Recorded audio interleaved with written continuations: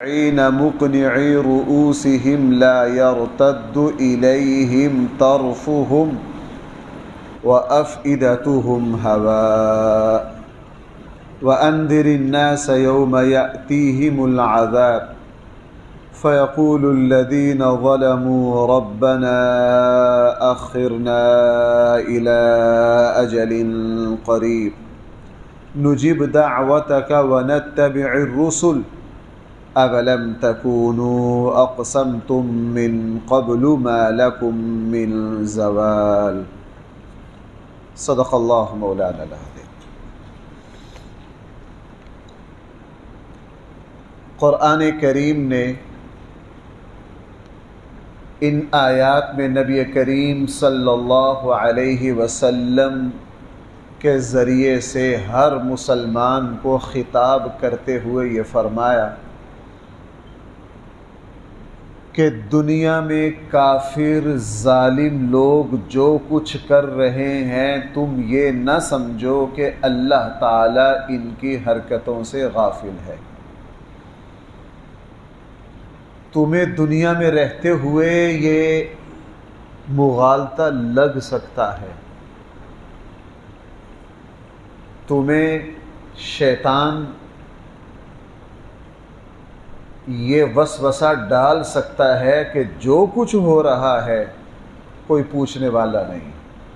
اور بھائیو یہ اکثر ہمیں پیش آتا ہے، جو کچھ ہو رہا ہے کوئی پوچھنے والا، چونکہ اللہ تعالیٰ نے اس زمین اور اس دنیا کی زندگی کا نظام کچھ ایسا بنایا ہے کہ بندہ سمجھتا ہے کہ یہاں جو چاہو کرو، کوئی کسی کو پوچھنے والا نہیں۔ یہاں اللہ تعالیٰ نے تاکیداً لا تحسبن اللہ غافلا، تم ہرگز اللہ تعالیٰ کو غافل نہ سمجھنا ان حرکتوں سے جو ظالم کر رہے ہیں۔ شیطان تمہیں کہے گا کیا پاگلوں والی باتیں ہیں کہ جی پکڑ ہو جائے گی، کس کی پکڑ ہوئی ہے؟ فلاں کی نہیں ہوئی، فلاں کی نہیں ہوئی، فلاں کی نہیں ہوئی۔ وہ تمہیں لگتا ہے نہیں ہوئی، اللہ جس دن غیب کے پردے اٹھائے گا تمہیں سب کچھ نظر آ جائے گا۔ میں پھر اسی کا حوالہ دیتا ہوں اس آیت کو سمجھنے کے لیے۔ مکہ کے لوگوں نے رسول اللہ صلی اللہ علیہ وسلم اور آپ کے صحابہ سے بار بار کہا ہمیں جس عذاب کی دھمکی دیتے ہو وہ لاؤ۔ کیوں بھائی بار بار کہا کہ نہیں؟ متی ھذا الوعد ان کنتم صادقین، یہ جس دن سے ہمیں ڈراتے ہو یہ کب ہے؟ بدتمیزی اس حد تک بڑھی، سورہ نجم کا 3 رکوع، افرأیت الذی تولی واعطی قلیلا واکدی، اس کا شان نزول کیا ہے؟ مکہ کے ایک سردار کے دوسرے سردار نے کہا یار پہلی بات تو یہ ہے کہ مرنے کے بعد ہونا کچھ نہیں، اگر کچھ ہوا تو میرے ساتھ ریٹ طے کر لو، تمہارا عذاب میرے کھاتے میں۔ 2 سرداروں میں ریٹ طے ہوا اور کچھ ادائیگی بھی ہوئی۔ اعطا قلیلا واکدا، میں اپنی طرف سے نہیں کہہ رہا، افرأیت الذی تولی واعطا قلیلا واکدا اعنده علم الغیب فهو یری ام لم ينبأ بما في صحف موسى وابراہیم الذی وفى الا تزر وازرة وزر اخرى وأن ليس للإنسان إلا ما سعى وأن سعيه سوف يرى ثم يجزاه الجزاء الأوفى۔ قرآن کی آیات اتری، یعنی انہوں نے اللہ ہمیں پکڑے گا یا نہیں پکڑے گا اس کا تمسخر یہاں تک اڑایا کہ ریٹ طے ہو رہے۔ پھر آیا بدر کا دن، یہ 24 بڑے بڑے سردار گڑھے میں پھینکے ان کی لاشیں۔ آپ کو پتہ ہے اللہ کے یہ اپنی لاشیں بھی میدان بدر میں چھوڑ کر بھاگ گئے تھے۔ صحابہ اکرام نے پوچھا کیا کریں؟ فرمایا بڑے بڑے سرداروں کو اٹھا کے اور بند کنویں میں پھینک دو، باقیوں پر یہی مٹی ڈال دو۔ اب رسول اللہ صلی اللہ علیہ وسلم جب کوچ لگے کرنے، حضرت عمر وغیرہ ساتھ تھے تو حضور اس کنویں پر آئے، صحیح احادیث میں۔ اب اللہ کے نبی نے ایک ایک کے نام لیے، ابو جہل کو بلایا، امیہ بن خلف کو پکارا، ولید کو پکارا، عتبہ کو پکارا، شیبہ کو پکارا، ایک ایک کا نام لیا، اور نام لے کے ایک ایک کو کہا میں نے تمہیں اس دن سے بڑا ڈرایا تھا۔ حضرت عمر کو بڑی حیرت ہوئی۔ حضرت عمر نے کہا اللہ کے نبی آپ تو ایک ایک کا نام لے کر یوں پکار رہے ہیں جیسے سامنے یہ سن رہے ہیں آپ کی بات۔ رسول اللہ صلی اللہ علیہ وسلم نے فرمایا عمر یہ 100% میری بات کو سن رہے ہیں، صرف ان کو جواب دینے کی اجازت نہیں ہے، یہ میری بات کو سن رہے ہیں۔ تو یہ آیت بڑی عجیب ہے۔ ہمیں یہاں شیطان یہ کہے گا یار کوئی پوچھنے والا نہیں ہے، جو چاہے یہاں کرے، ہم تو دیکھتے ہیں فلاں بھی جو چاہا کرتا رہا ہے۔ قرآن نے کیا کہا ذرا دیکھیے، فرمایا وَلَا تَحْسَبَنَّ اللَّهَ غَافِلًا، تم ہرگز اللہ کو غافل نہ سمجھنا، عَمَّا يَعْمَلُ الظَّالِمُونَ، ان حرکتوں سے جو ظالم کر رہے ہیں، إِنَّمَا يُؤَخِّرُهُمْ لِيَوْمٍ، ہم مہلت دے رہے ہیں اس دن تک، تشخص فیہ الابصار، جس دن وہ پکڑ ہماری آ گئی نا تو جناب لوگوں کی شرم سے نظریں جھکی رہیں گی، وہ اس دن کانپ رہے ہوں گے، شرمندگی سے سر جھکا رہے ہوں گے، اپنے آپ کو نہیں دیکھ پائیں گے۔ وَأَفْئِدَتُهُمْ هَوَاءٌ، قرآن کہہ رہا ان کے دل خالی ہوں گے، یعنی اس دن کوئی دلیل کوئی بات ان کو نہیں آئے گی، کوئی دلیل کوئی بات ان کو نہیں آئے گی۔ ہم دن رات ایسے مناظر دیکھتے ہیں، ایسی چیزیں سنتے ہیں۔ مجھے ایک مرتبہ ایک ڈاکٹر نے یہ بات سنائی تھی، ہمارے ڈسکا ہی کے ہیں، حیات ہے، انہوں نے ایک ظالم و جابر خبیث شخص کا ذکر کیا کہ جب اس کا آخری وقت آیا ہسپتال میں ہم اس کے پاس تھے،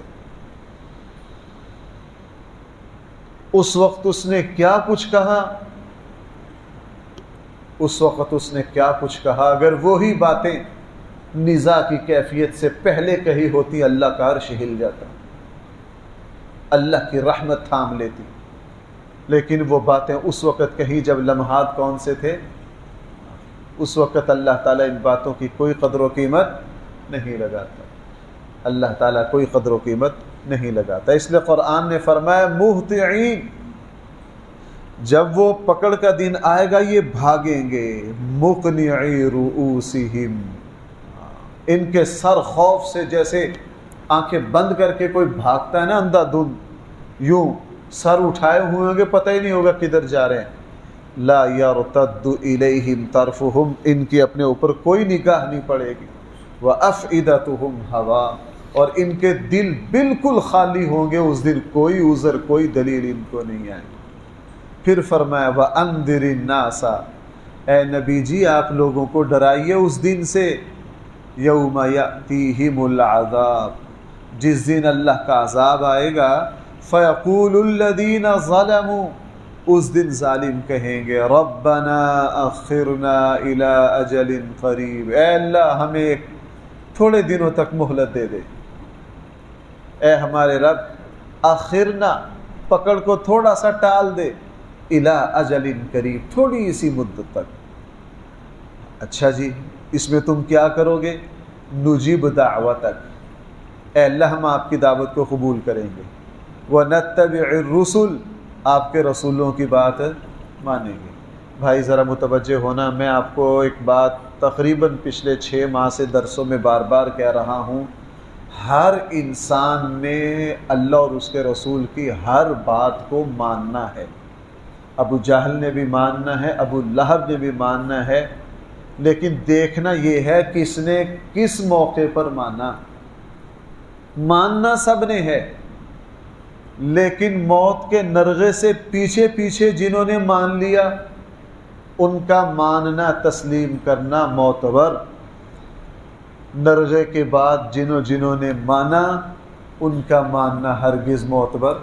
اب دیکھو یہاں کافر کیا کہہ رہے ہیں، اے اللہ ہمیں ذرا مہلت دینا، نجیب دعوتک، ہم آپ کی دعوت کو کیا کریں گے؟ قبول کریں گے، ونتبع الرسل، ہم ساری رسولوں کی اتباع کریں گے۔ سب کچھ مان رہے ہیں۔ سورہ مدثر کے آخر میں کیا ہے؟ ہم دنیا میں نماز نہیں پڑھتے تھے، ہم یہ نہیں کرتے تھے، وَلَمْ نَكُ مِنَ الْمُصَلِّينَ۔ آگے جا کے کیا کہیں گے؟ حَتَّى أَتَانَا الْيَقِينَ۔ آج ہمیں ساری سمجھ آ گئی ہے۔ اور میں اکثر حوالہ دیتا ہوں سورہ الف لام میم سجدہ کے دوسرے رکوع میں، ربنا، وہاں تو حد ہوگی، ابصرنا وسمعنا فرجعنا نعمل صالحا انا موقنون۔ اے ہمارے رب، سب کچھ دیکھ لیا، سن لیا، سمجھ آ گئی، فرجعنا، بس اب واپس لوٹا دے، نعمل صالحا، اتنا نیک عمل کریں گے، انا موقنون، 100% آپ کے اوپر ایمان اور یقین رکھنے والوں میں سے بن کر آئیں گے۔ قرآن فرمائے گا جناب یہاں کی واپسی کا سوال ہی پیدا نہیں ہوتا۔ یہاں بھی یہی کہہ رہے ہیں، ربنا اخرنا، اے ہمارے رب، اخرنا، ہمیں ذرا مہلت دے، الی اجل قریب، تھوڑے سے زمانے کی، کچھ دنوں کی دے دے، نجیب دعوتک، ہم تیری دعوت کو قبول کر لیں، ونتبع الرسل، ہم سارے رسولوں کی بات مانیں گے۔ آگے سے جواب پتہ کیا ملے گا؟ اولم تکونوا اقسمتم من قبل، اس سے پہلے تو تم بڑی بڑی قسمیں کھاتے تھے، ما لکم من زوال، تم کہتے تھے جناب یہ دنیا کبھی ختم ہی نہیں ہونی، دنیا میں تو تم بڑی بڑی قسمیں کھاتے تھے کہ ہمیں کوئی پوچھنے والا ہی نہیں، ہمیں کوئی پکڑنے والا ہی نہیں، ہمیں کوئی پکڑنے والا ہی نہیں۔ میں نے ایک زندہ بدبخت کو یہاں سنا، انہوں نے کہا یہ کیا مولوی والی بات ہے، آخرت آخرت، مرنے کے بعد یہ ہوگا فلاں ہوگا، اصل دنیا ہے، اصل کیا ہے؟ دنیا ہے، یہ کیا لگائے رکھتے ہو آخرت آخرت۔ پورا قرآن دیکھ لیجئے قرآن کیا کہہ رہا ہے۔ قرآن کہہ رہا ہے وَسَكَنْتُمْ، تم تو رہائش پذیر تھے، فی مساکن الذین ظلموا انفسہم، ان لوگوں کی رہائشوں میں جنہوں نے خود اپنے آپ پر ظلم کیا۔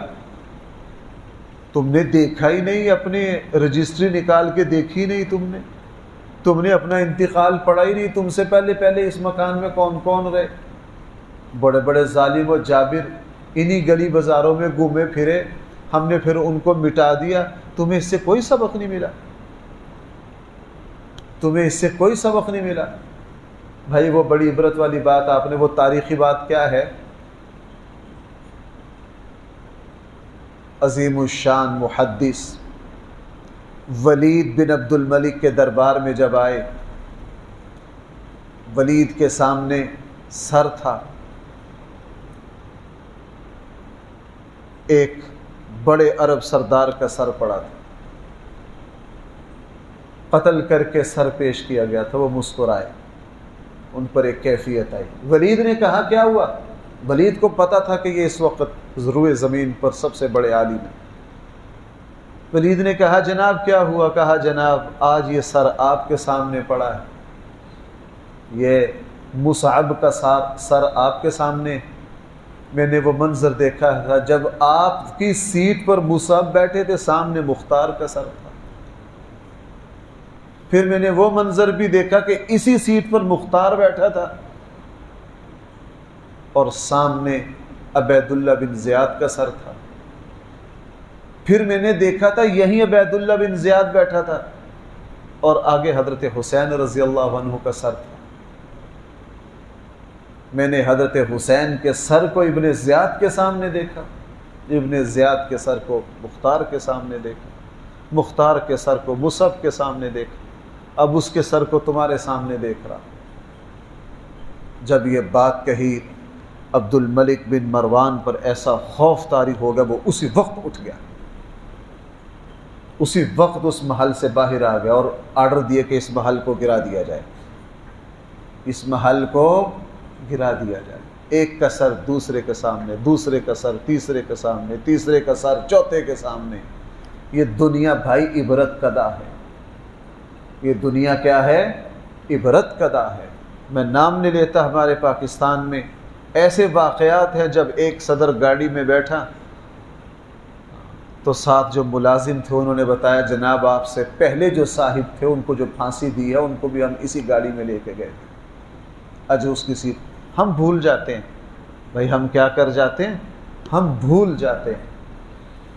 ہمیں نہیں پتہ کہ اس گھر میں رہنے والوں نے انہوں نے بھی دنیا کا بڑا سامان اکٹھا کیا تھا، وہ بھی یہی آس لگائے بیٹھے تھے ہم پر کبھی زوال نہیں آنا، لیکن پھر ہم یہ حالت دیکھتے ہیں کہ ان کو کندھوں کو کوئی سہارا دینے والا نہیں۔ دوسرا اس گھر میں آ کے آباد ہو جاتا ہے، وہ سمجھتا ہے کہ اب یہ ہمیشہ رہے۔ قرآن بار بار کہہ رہا، دیکھیے قرآن کے الفاظ کیا، وَسَكَنْتُمْ، تم رہائش اختیار کی تم نے، فی مساکن، ان بستیوں میں، بطور خاص مکہ والوں کو حکم ہے، قوم سمود، قوم عاد، یہ طرح طرح کی قومیں تم نے دیکھی وہ برباد ہوئیں۔ الذین ظلموا انفسہم، ان ظالموں کے گھروں میں تم رہائش پذیر رہے جنہوں نے اپنے آپ پر ظلم کیا۔ وتبین لکم کیف فعلنا بہم، پھر تمہارے سامنے واضح ہو گیا ہم نے کیسا حشر کیا ان کا۔ وضربنا لکم الامثال، لوگوں ہم تمہارے سامنے مثالیں بیان کر رہے ہیں، ان سے کچھ سمجھو، ان سے کچھ سمجھو، ہم تمہارے سامنے یہ مثالیں بیان کر رہے ہیں۔ وَقَدْ مَكَرُوا مَكْرَهُمْ، ان لوگوں نے بھی زمین میں بڑی چالیں چلیں، بڑی تدبیریں کی، بہت کچھ خفیہ کیا۔ بھائی ہمارے یہاں دیکھ لیجئے اقتدار کی چھینا جھپٹی میں کون کون سی چالیں چلی جاتی ہیں۔ ہمیں ہمارے ملک کی سیاست کو دیکھ کر یوں لگتا ہے یہ شطرنج ہے۔ بھائی یہ کیا ہے؟ شطرنج ہے، سمجھ ہی نہیں آتی، اوپر کچھ ہوتا ہے نیچے کچھ ہوتا ہے، آج کوئی آ رہا ہے کل کوئی جا رہا ہے، عجیب صورتحال ہے۔ قرآن کہہ رہا ہے زمین پر یہ ہوتا آیا، وَقَدْ مَكَرُوا مَكْرَهُمْ، ان کافروں نے بڑی بڑی چالیں چلی، وَعِنْدَ اللَّهِ مَكْرُهُمْ، اور ان کی ساری چالیں اللہ کے علم میں تھیں۔ اور آگے عجیب بات قرآن نے کہہ دی، وَإِنْ كَانَ مَكْرُهُمْ، اگرچہ ان کافروں کی چالیں ایسی تھیں، لِتَزُولَ مِنْهُ الْجِبَالِ، کہ اس سے پہاڑ ہل جائے۔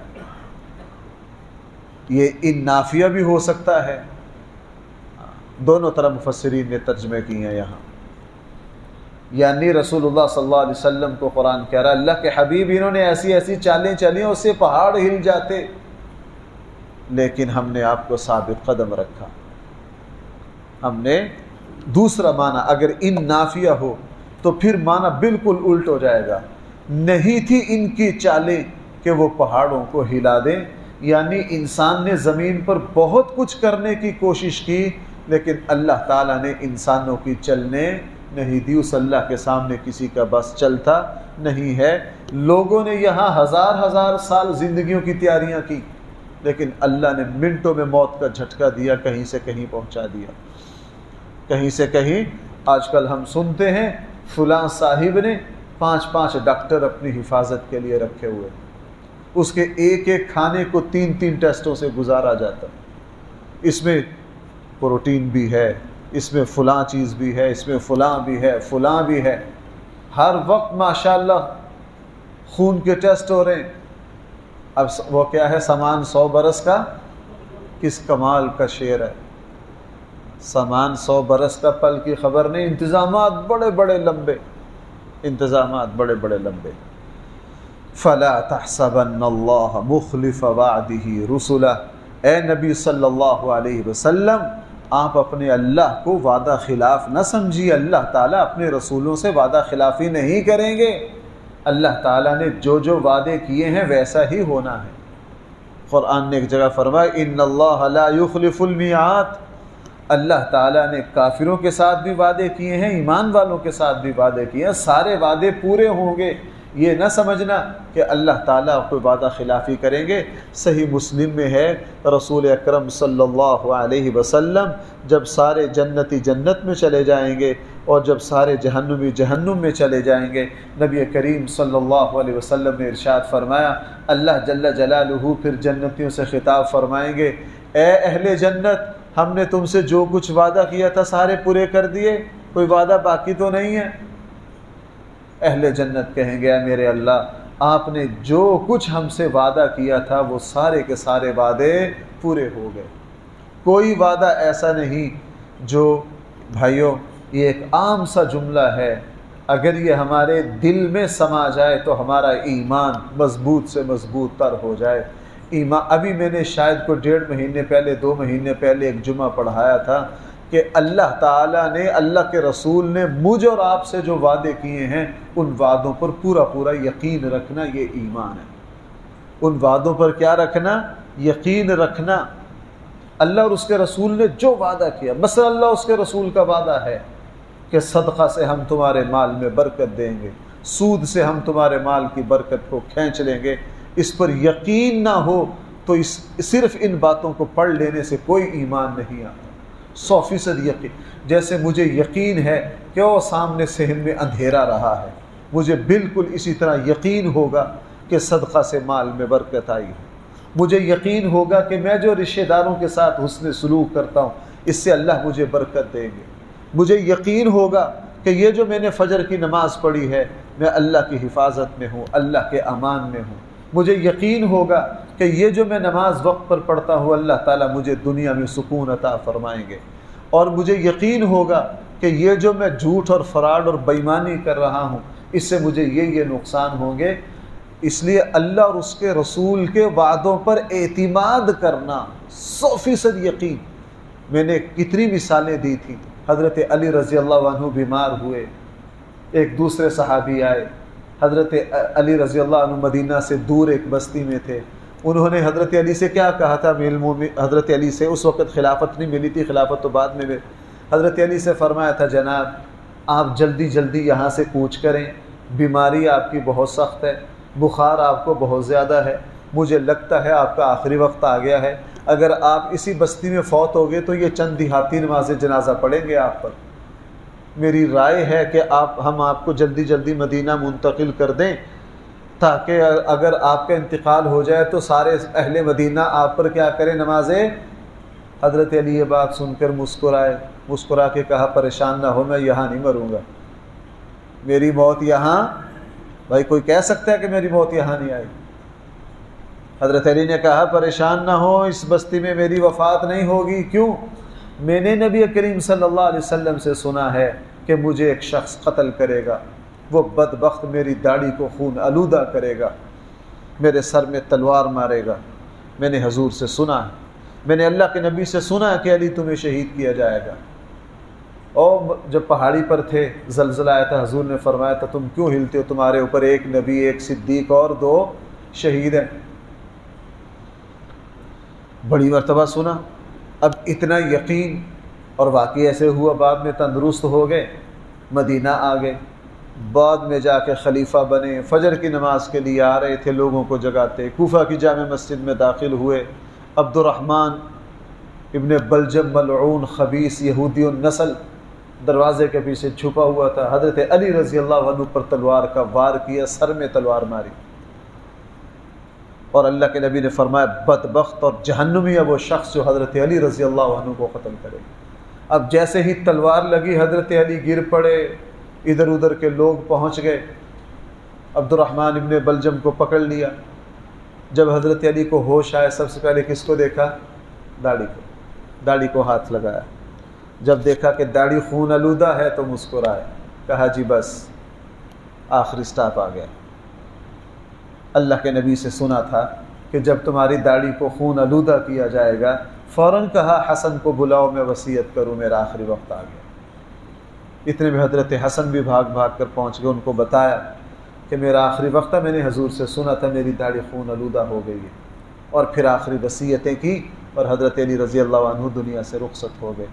تو بھائی یہی ایمان ہے. اللہ اور اس کے رسول نے جو کہا ہے ہم اس کے اوپر 100% کیا لائیں؟